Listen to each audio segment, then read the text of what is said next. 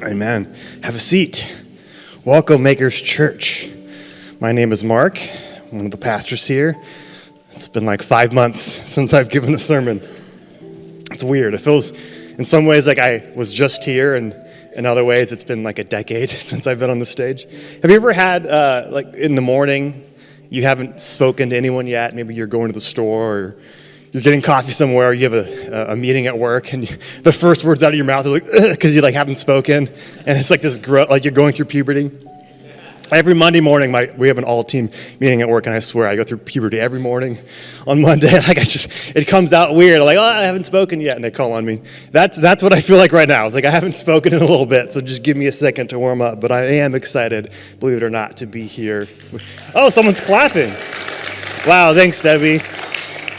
I didn't know I needed that. Thank you for that applause. My terrible opening. My name's Marc. It's good to be with you. Thanks for making it through the rain, like we said. It's cliche, but it is nice that this is our harsh weather compared to like the Midwest and Iowa and polar vortexes, like negative 20 degrees. You see the TikTok videos where they take the hot soup and they throw it in the air and it's an ice cube and it falls. I don't understand that. Like once it gets below zero, does it even matter? Like it's so cold. One time when I was a kid and camping in Truckee near Tahoe, it was like -5, but then wind chill was like -70, which never makes sense to me. It's like, oh, it's a beautiful 70-degree day. Wind chill, it's -30. But I felt it in my bones. Like it hurt everywhere. I'm like, mumsies, I'm gonna die. Like let my next of kin know that I am passing in this cold. But we don't have that here. This is as worse as it gets, so thanks for being here. I am getting back from the sabbatical. We're in this series on Sabbath. So sabbatical is this really beautiful expression that each of us pastors did where we took 3 months off. I was the last to go. It was really, really nice. It was very needed. My wife and I, I'll just preface it. There was no singular mountaintop epiphany, life-changing event. But there were hundreds of beautiful, significant moments throughout. Just little mundane words from God or words from a friend or a time of connection or joy or fun or just reading good books, cooking good meals, visiting friends all across the country. It was really nice. I celebrated my 38th birthday during my sabbatical. Yay, getting older. Everything hurts now. Celebrated our 11-year wedding anniversary, which was incredible. I got to go to Spain at the beginning. I walked the Camino, which is an ancient pilgrimage where it's supposed to be hard and slow. Like you could very easily drive it in like a couple hours. But when you walk it, it took us 8 days, 17, 18 miles a day, just grueling but beautiful scenery. I mean, you're going through picturesque wine country and then pine forests that are so green and verdant, and you smell it in the air, and there's birds chirping and little Spanish squirrels rolling around, and it was just, I don't know why it's different than American squirrels, but like, voila, and then they run away. But it was really, really nice, and you're by the ocean, and you smell the salt of the sea, and it was healing. Our sabbatical was also it was supposed to be paternity leave for me as well. That was the plan. That was going to be a beautiful, okay, I get time off, and then bond with the baby, and then life changes, and that doesn't happen. And so Spain was actually a really incredibly necessary time for me to heal and to have these cathartic moments of yelling at God as I'm walking, and also praising God as I'm walking, and wrestling with loss and sorrow, not just in my own life. That was obviously the most pertinent, my wife and I, but then just in the world. It was in that week that Hamas had its terrorist attack in Israel, and then Israel began its onslaught of over-the-top, payback, and it's just, you see violence and loss and sorrow and hurt everywhere, and it was interesting to process that all as I'm walking slowly on this path towards this cathedral that's supposed to be this holy moment. It's funny, this isn't that relevant, I'm going to share it anyways. A lot of people walk with walking sticks, they're like these fancy ski poles, and I'm like, I'm not going to do that. It looks stupid, it's extra weight. That was one of the few things I learned on the way. The way up is often down, the way out is often through, and leave what's heavy behind. So anything that was extra, I just left it on the way. But I'm like, I'm not going to carry these walking sticks. But then the first day, I picked up a wizard staff that looked like Gandalf. I'm like, oh, this is kind of nice. And then the second day I picked up the second one. I'm like, oh, this is great. So I look like a total idiot. All these like fancy Europeans with the top-notch gear. I have these 2 wooden sticks just like trudging through. And it was actually a very spiritual moment when I got to the cathedral. I laid them down as like an altar and I took a photo. And I turned around, I turned back and they were gone. Like there are security guards who like remove anything that you leave there. But it was a really special moment. I was going to share something else about the Camino and I forgot, but it doesn't matter. It was beautiful. I needed it. It was part of sabbatical. We're talking about Sabbath. We did stop the first week 2 weeks ago. Shirley spoke beautifully about rest. This week is about delight. Maybe my intro didn't tee you off about delight, but that's real. Like, how do we delight in a world that is often full of pain and disappointment and loss? The reality, like our world is a mixed bag of such exquisite, gorgeous beauty and wonder and loss and trauma and pain. And I don't need to, you've all experienced it in your own ways. So how do we engage in the radically subversive, powerful, worshipful thing of choosing to delight and rejoice? And how is that Sabbath? We're going to unpack that a little bit here. As we get into it, I'm going to frame this talk up with this concept of rhythm. It's become a bit of a buzzword, but I've loved this word for years. One of the first sermons I ever preached, 7-8 years ago, was on rhythm. We were doing a thing. We were Mosaic Church at the time, and we had what was called, Artisan something, like Artisan Lounge. There it is. You participated. So people would come, and anyone in our church, if you had a cool talent that you wanted to teach or show or do like a fun PowerPoint presentation or workshop, you could do it to the community. It was really great. There were a couple empty spots. So last minute, I got roped in to teach something. I'm like, what do I teach on? I don't know. I'm a drummer. I'll just talk about drums and rhythm. And what I unpacked is in rhythm, in music. What fascinates me is you obviously think of sound, right? Music is sound. But to have rhythm, what is equally as essential as the noise is the silence. You have notes that show you what frequency you're pitched to play and for how long, and then you have these other squiggly symbols called rest notes. And it is only when you have that interplay between sound and silence that you have something called rhythm that you can experience, and it brings you joy and it makes you want to move. And so in our own lives, there is a seasonality, a rhythm baked into everything. We see it. It's hard to see in San Diego, but it's in nature. It's in the world around us. This concept of seasonality has helped me get through a lot of difficult things because knowing, hey, this too shall pass. Or this might have something to teach me, but this is not my reality forever. There is something new, something different, something fresh coming. Fresh mercies every morning, as scriptures teach us. Even our breath, our breathing is a rhythmic. It's a compound verb. You can't just inhale or you'll die. You can't just exhale or you die. It requires both.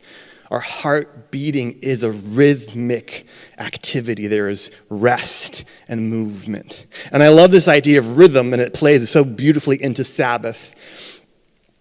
And it's also, I balance it with the concept of balance, because balance is a great word. Balance is cool.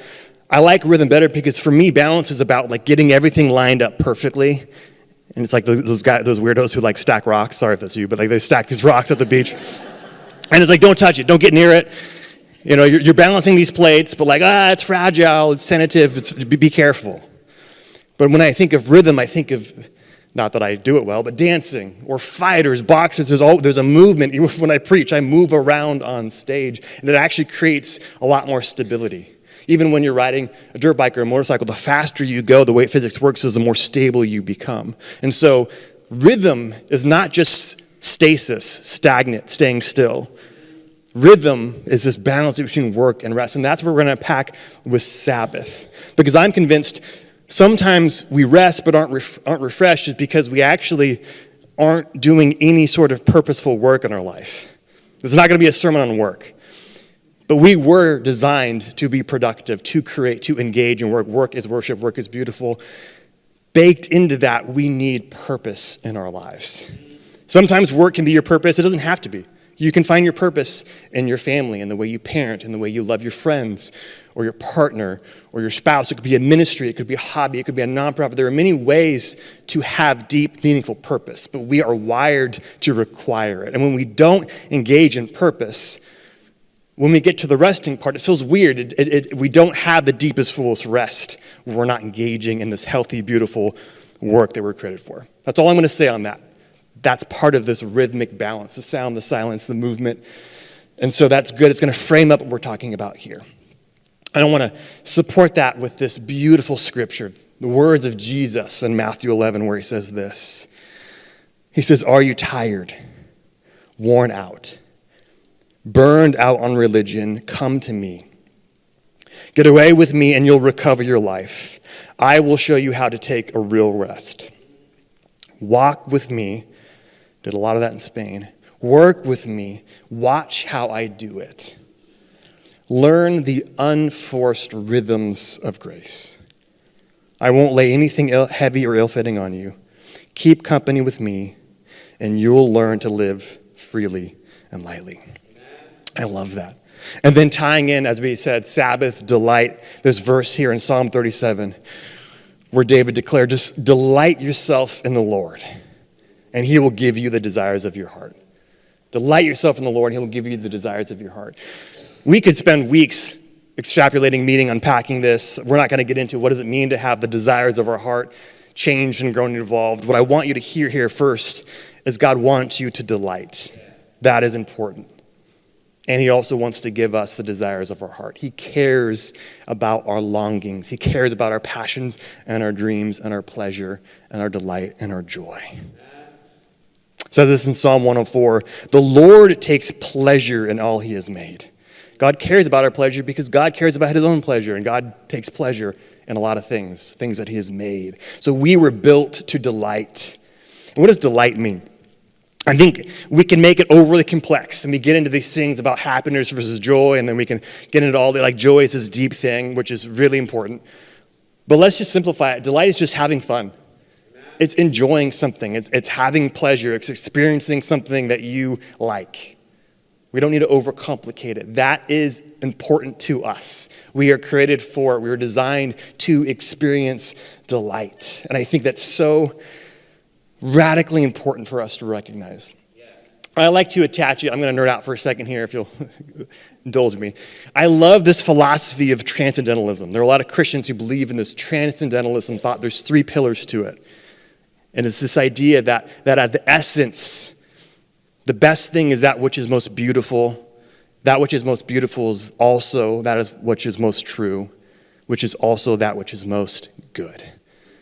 So delight is really just engaging with that which is most beautiful and good and true. And it reminds me of my favorite quotes from the writer Dostoevsky, who says, "Beauty will save the world." When we engage in, when we pursue, when we notice, when we savor, when we create beauty, that is not insignificant. That is good and true, and that is an expression of delight, and that changes our very world. Reverend Tim Keller said this. He said, "Because the world is full of ugly things, we need the Sabbath to feed our soul with beauty," or in another word, to delight. Again, I don't need to tell you that there is a lot of heavy, hurtful things in the world and in our own lives. But to choose delight, to choose beauty is that radical movement, and it's so essential for us. So I'm gonna sit in this for a little bit. We're gonna unpack what this means, to Sabbath well, to delight well. And the thing I want to get into, some 3 points here about Sabbath that is going to tie into what we've talked about so far, is that in scriptures, it talks about, hey, God rested, God worked, God rested, you should rest from your work. It's really important to unpack the reality that there's actually 2 Hebrew words for work in Scripture. There's ovadah and there's malaka. Probably mispronouncing those, but ovadah and malaka. And they are both used to mean work. Ovadah, the first one, is more related to tasks, simple things. It's moving a chair from here to there. It's cleaning something small. It's often used for worship as well. It's acts of service, all fit in this ovadah camp. And then you have the verb malaka, which is translated work most often, but really at its core, it means creative work. It's work that requires your imagination, requires your mind. It's where you're building, you're producing, you're making something that wasn't there before. It can be as simple as cooking a meal. It can be as big as designing and building a cathedral or stadium. It's writing a song. It's baking bread. It's making a fire. It's building a chair. All these things are considered malaka, creative work. I bring this up. This is important because in scriptures, it's actually that work, which is what God did. That is the verb used when God created the universe. And that is the work that we are called to rest from. And that is often the most difficult work for us to rest from. And we'll unpack that here for a little bit. But I love, as we get into that too, we'll get there in a second, but I love this idea that, okay, we're talking about task work versus creative work. Sabbath plays into this because it is a resting from that creative endeavor. And that includes the thinking about it. As we talked about this series, when you do studies on how our body responds, our brains, our physiology, our hormones, the different chemicals released, when you think about a stressful work project, it is exactly as if you're working on it. Yeah. And so sometimes it's easy for us to cease and desist from actually doing stuff, but it's more difficult to stop our brains' wheels from spinning, thinking about all the ways we can maximize and improve, and we're plotting and project planning, and that type of creative energy in our brain can be exhausting. We rest, but we're not refreshed. We'll unpack that more in a bit. But as we get into it, as we're talking about Ovadah versus Malaka, I love, too, that Sabbath, when it's done well, it is the completion of a creative act. Let me say it this way. In the Hebrew mind, you could do all the work to make a meal, but the meal wasn't complete until you sat down and ate it. Does that make sense? Like that word malaka, that creative act, was not considered complete until you enjoyed the fruit of your labor, until you savored it. And so Sabbath, this day where God worked and then we rest, that is because we can then savor it, so that time that we experience the goodness of what we worked on. Oftentimes we don't give ourselves permission to do that. We finish something and then we immediately move on to the next. It's so easy for us to keep thinking in the future but not be present, where Sabbath is its invitation to stop, to rest, to desist, and to be in the moment. To appreciate that which is for what it is. To not think about how you can, just enjoy the meal for what it was. I love to cook. I watch a lot of cooking shows, a lot of Top Chef, a lot of Master Chef. I think I'm better than I am. I enjoy it. It's really fun. And usually when I cook a meal, I immediately, when we're eating it, I know my wife, is I go right into like what I would do better next time. And it's like, okay, that's great. That's important. But maybe that's for tomorrow. Maybe just enjoy the meal for what it is now. We often confuse goodness with perfection, I think, is part of this problem too. I love when God is creating in this poetry that is Genesis. Each day he makes, the lights in the heavens, and he makes the animals, and he makes the oceans. And each time God stops, not just on the Sabbath, but each day he stops. And it says that God saw that it was good. He stopped and he noticed, he appreciated, he observed what he had done. And he declared it good. Never called it perfect. Perfect in a sense is a fallacy, because what is an imperfection anyways? I've said this before, I love Beatles music. I was raised on the Beatles records. My dad, before he passed, had the collection of every single album, and as my earliest sonic memories were the Beatles. Those records are full of mistakes. Like Ringo gets off tempo all the time, the vocals clash, you even hear them like talking and laughing in the background, they forgot to take that out of the track. All of it becomes part of this beautiful meal that is this music. And it's so good. If you took it away, it would no longer be what it was.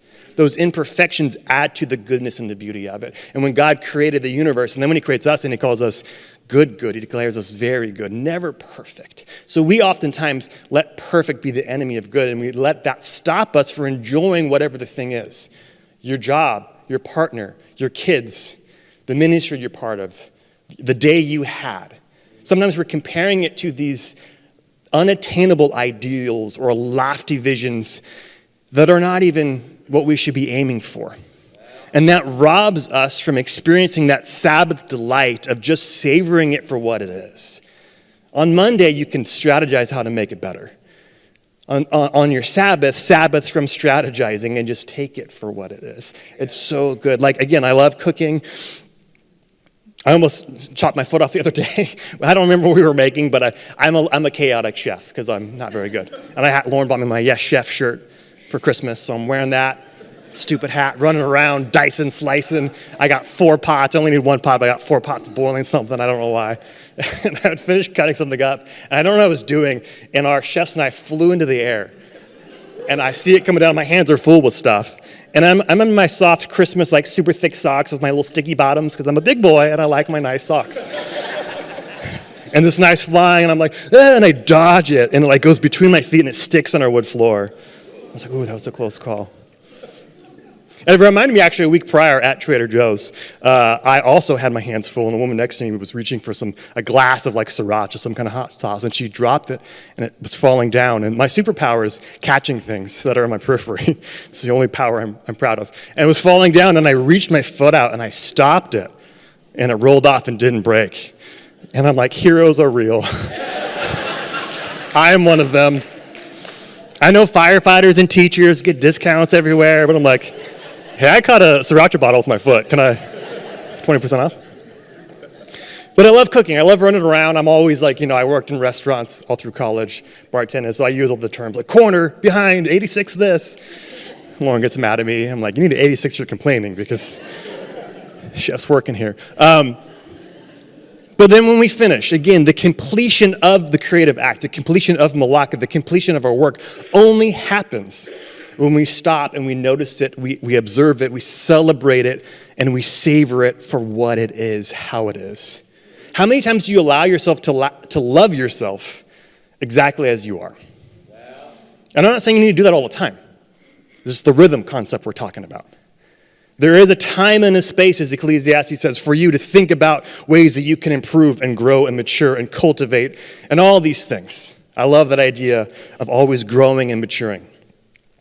But there needs to be moments, spaces, sacred times where you just allow yourself to love yourself exactly as you are and to love those around you exactly as they are, to declare each other what God has already said, that we are good, that I am good, that this world as full of ugliness and pain and ego and all these things, it is still ultimately good because God said it and he never revoked that declaration.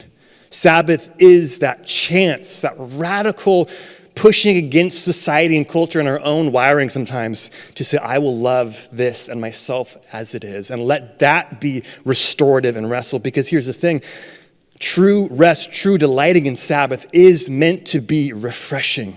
Let's look at that scripture here in Exodus where it says this. It says, you are to observe the Sabbath, celebrating it for generations to come as a lasting covenant.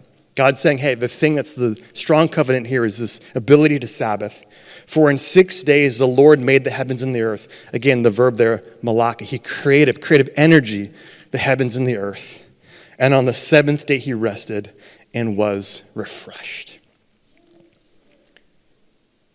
That's strange. God of the universe, the infinite foundation of being, the triune God, never tires, Scripture says. Never tires, never lost. And she, the God, the triune being, this ultimate expression of love, needed to be refreshed. God needed to be refreshed. Who are we to think that we don't need it as well? And what that Hebrew word there is nafash. It means to breathe in.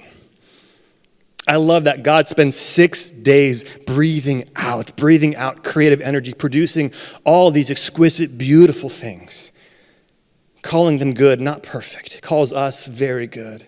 Breathing out, he literally forms humanity out of dust and breathes his own breath of life, his spirit, whose ruah, into us. And then takes a moment to breathe back in, to be restored, to be refreshed. Again, our work is not complete until we stop and take a breath in like God did as well.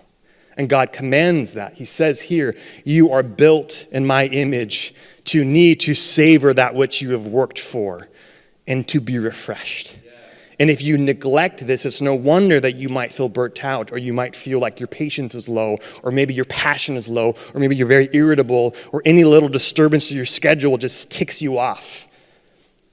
you're not refreshed. You're not fulfilled. You're running on steam. We need to engage with resting and delight. Delighting is such an important part of it. It's not just distraction. Like, distraction is good, right? There can be time and space to jump on whatever, a show, a book, whatever. Those things can sometimes be distractions, social media, shopping. And so that's fine. Distraction in of itself isn't the deepest form of rest. So it's good to have a time and place for that, and then we need to have spaces where, again, we just enjoy things for what they are and let that be enough. And in that context, too, I think play is so important. Play is powerful. Joy is so essential. That's another thing. If the completion of a creative act is enjoying and savoring it, and it's also refreshing, the last point in this little section here is that Sabbath delight is healing for us. Play is powerful. Laughter is often the best medicine. Like, literally, studies back this up. There are so many medically backed initiatives where they show the power of happiness, joy, different versions of delight do things to our physiological system. They affect our blood pressure, our heart, our neurological systems. Like, they broke it down here into just physical, mental, and social benefits. Physical benefits, they have measured that it boosts your immunity, laughing, having fun, enjoying. It lowers stress hormones. It actually decreases pain. Like, if you're feeling pain, just go see a funny movie and you might feel a little less. It relaxes your muscles. It helps prevent heart disease. This has been measured with peer-reviewed studies. Mental health, we know this. It adds joy in life, but it can also reduce anxiety and tension. It relieves stress and improves mood. And it strengthens not just our mental, but also our physical resilience against illness. Joy, delight, having fun, prioritizing play. It has these benefits for us, social benefits. It strengthens our relationships. Lauren and I, when we've been asked to help counsel younger married couples or do premarital, one thing we talk about is, like, when's the last time you went and had fun together? Like, sometimes it's good and necessary to talk about a lot of heavy, real stuff in our relationships and unpack trauma and, like, get into that stuff. That's essential. Sometimes you need to put that to the side and, like, go do something silly. Like, go do a pottery class and make fools of yourself, or go to the beach and surf, or watch a movie, whatever it is for you. Do a cooking class, almost stab yourself in the foot making a meal. Whatever it is, like, that play a game where you get to know each other better. Laughing together, sharing humor. That is so bonding and bridge building and restorative. It needs to be prioritized. Happens in our friendships and our workplaces too. We've done that at Makers, where someone's like, we've had a lot of business meetings. Let's just, like, have dinner at somebody's house and, like, not put any agenda other than playing games and having fun, because that is not just extra. That's the thing. Helps diffuse conflict. It promotes group bonding. There's so many benefits to joy, to laughter, to fun. And so true Sabbath is allowing ourselves, in fact, choosing delight, even in the midst of pain. And it's not ignoring those things, right? In the world around us, there's so much that requires our attention. There's so much we could be doing to help, and we should. That goes back to that purpose and that work. Monday, you get to it. There's a lot of work to do in this world. But do you create space to allow yourself to stop? And as I've said 10 times already, savor what is for what it is, and love it as it is exactly, and yourself included. A few last little notes on Sabbath and delight. I love that this space that we create, it gives us the capacity and the bandwidth to reflect, to look back, to celebrate what was. Not try to fix it, not try to, like, replay it in your mind. It's not about sitting in your regret. It's about seeing what's happened to get you here and celebrating all of it. Parse it out some other time, but just celebrate you and your story. Again, the present, diving in to being present in the moment, and then future allows you to hope and to dream, because I love this. There's this Hebrew concept for Sabbath. There's this phrase, Mien Olam Abba. And what that means is that true Sabbath is meant to be a taste of the world to come. Sabbath is supposed to be this little slice of the new heaven and the new earth. It is God's kingdom incarnate here. When we can engage in this delightful, beautiful experience together with people and ourselves, that is a little sliver of the thing to come, the Mian Olam Abba. Scriptures teach us that Jesus was the ultimate expression of Sabbath in the truest form. So we talked about this. Why don't we rest? Why don't we delight? If it's so great, if it's so awesome, if it's so cool, why is it hard to do? None of this is rocket science. Again, a lot of it is distraction's good, but sometimes we can lean a little too heavy into distraction, and we never allow ourselves that space to experience gratitude or thankfulness and presence because we feel anything negative or boredom, and we just pop out our phone or our device, or we do whatever it takes to get us out of that moment. And we lose not just the ability to be present, we lose the power of boredom. It's weird. I like being bored. I love long drives with no radio. I've said it before. I sound like I'm some psychopath serial killer. But I love to do a long drive, no radio, because I just let my thoughts and my soul do what it does. And it's always so healing for me. I love this quote around boredom. It says this. It says, in the state of boredom, it is when we do some of our most creative thinking, our most original thinking, where we take disparate ideas and then push them together into new concepts. We create a sense of self. You could argue that it is what makes humans human. This ability to think, who am I and what is my place in the world? Boredom is thus best thought of as a way that we think of physical exercise. It might not feel good in the moment, but it makes us better and stronger in the long run. Facing and embracing boredom through practices of solitude, silence, rest, and delight are vital ways we train our soul. Quote from Marc Wallis here. It says, gotta make time to kill time. It's a stupid quote, but it's true. You got to make time to do it. We don't do it, though, because we're distracted or we're afraid. We're afraid we're not going to have enough if we stop and we rest and we aren't constantly problem solving and strategizing, ideating that we're going to miss out on something good. We're going to not maximize ourselves or those around us. Maybe we're afraid we'll get passed on. Maybe we have pride. We think we're more important than we are, more essential. Shali's talked about it. We all took sabbaticals and everything was fine. I was gone for 3 months. Everything was fine. I expected nothing less. Like, we're all important. You're very important. You're very important. But you're also not that important. Like, that healthy realization that you are so significant, and then also like, man, don't have an ego or a pride, because that's going to drive you into dissatisfaction and inability to rest, and it'll drive you into burnout. Greed. We work so hard because, again, if we think we stop, we're going to miss opportunities to make money, to progress in our careers, whatever. Doubt. We don't trust God. Sometimes we think, well, that was the whole thing in the Old Testament where God was like, I'm going to give you manna 6 days, but there's not going to be this food manna from heaven on the 7th day. And they're all like trying to collect extra. And he's like, no, don't do that. It's going to spoil.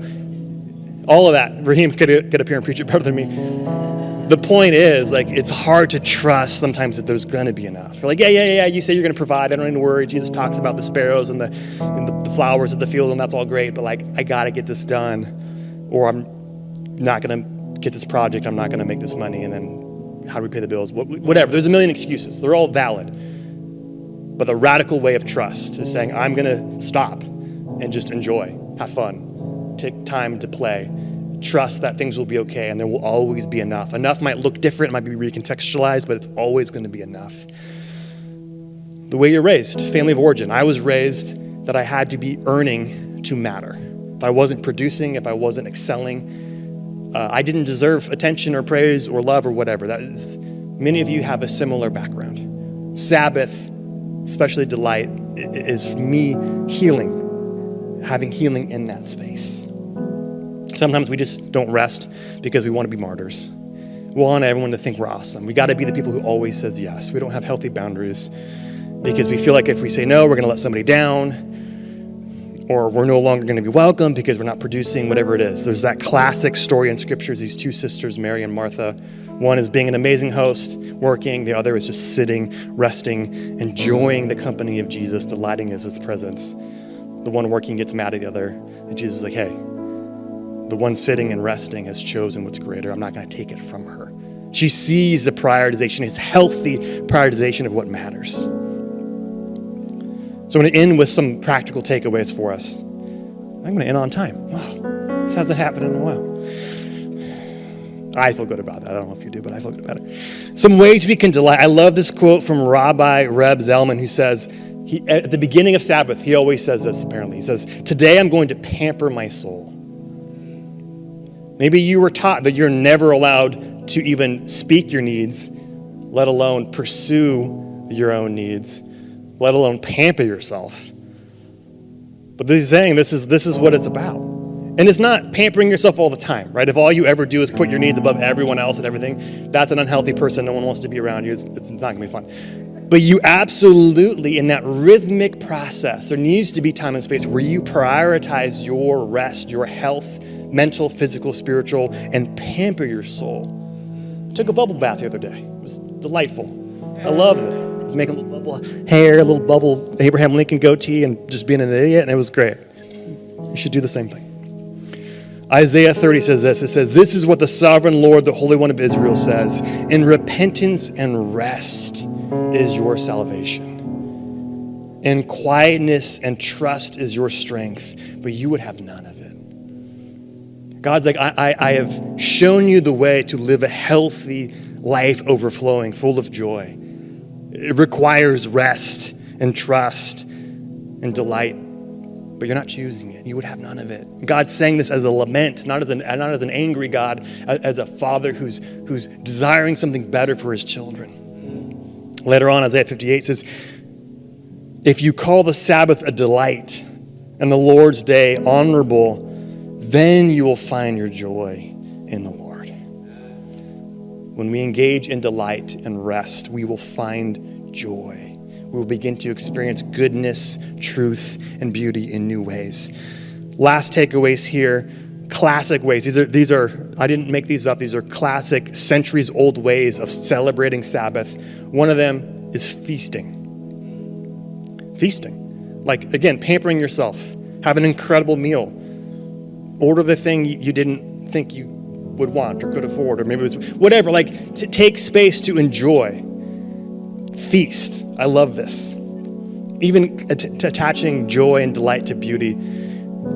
I heard this quote not too long ago where it's like, what if you chose on Sabbath to not do that which seemed the most logical or practical or safe or even the most religious, but you just chose to do the thing that felt the most beautiful that day?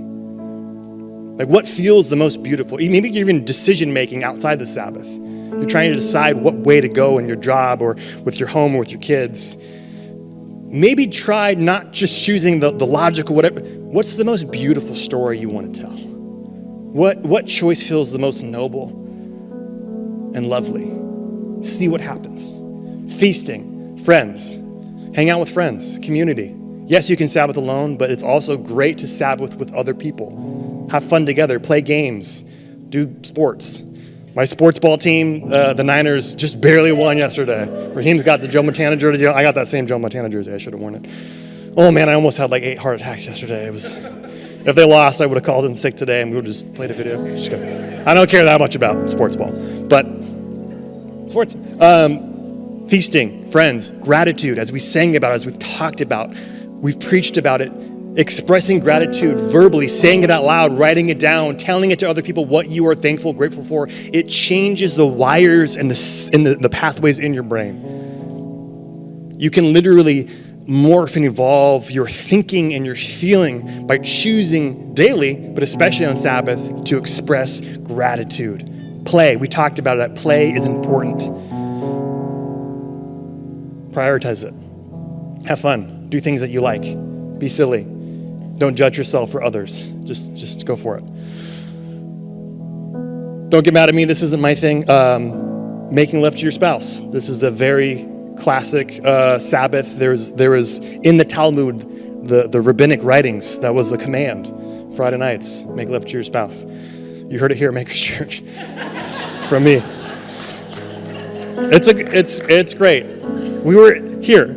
I'm not going to belabor the point or do my normal make it all weird and silly, but sex is good. Sex is meant to be pleasurable. God designed us for sex. The church has been guilty of creating and perpetuating some really unhealthy baggage around sex and sexuality, shame culture, etc. That's a sermon for another time.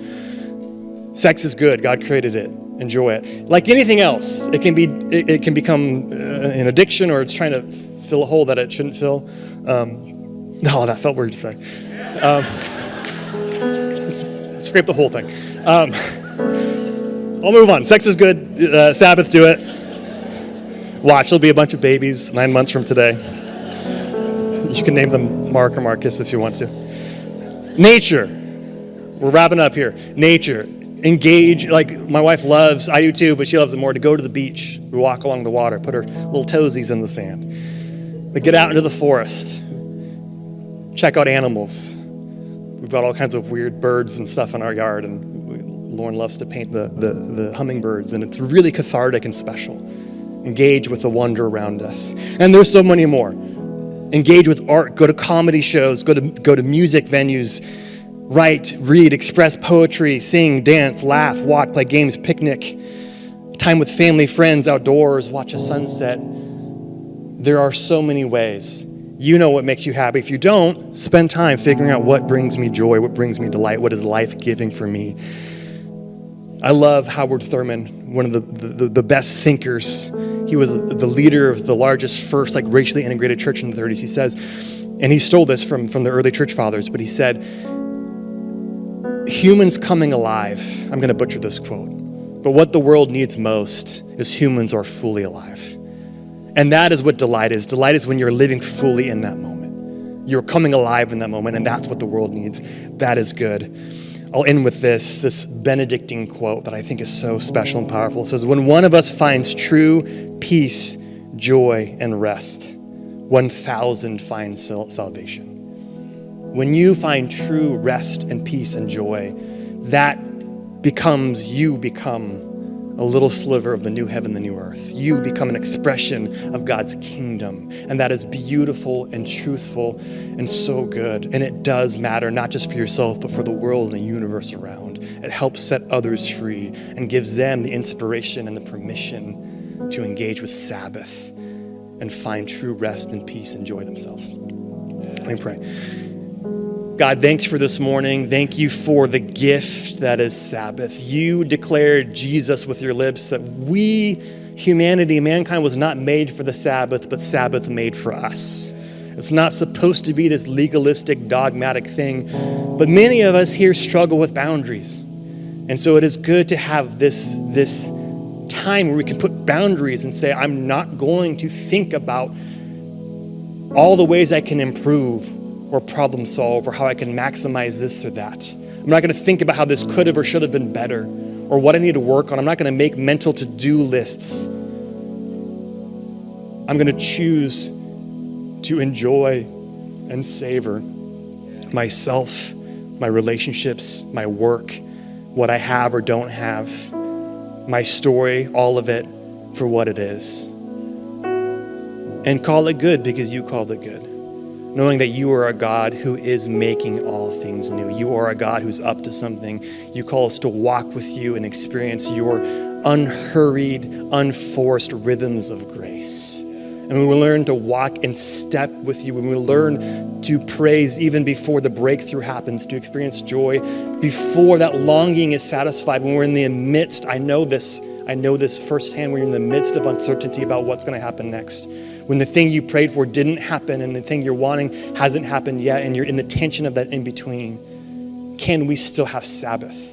Can we still have real joy? It's radical, it's supernatural. I believe it's only as a result, or as scripture says, as a fruit of your spirit moving in us. So God, I pray that your spirit rushes through this room like a whisper, like a wind.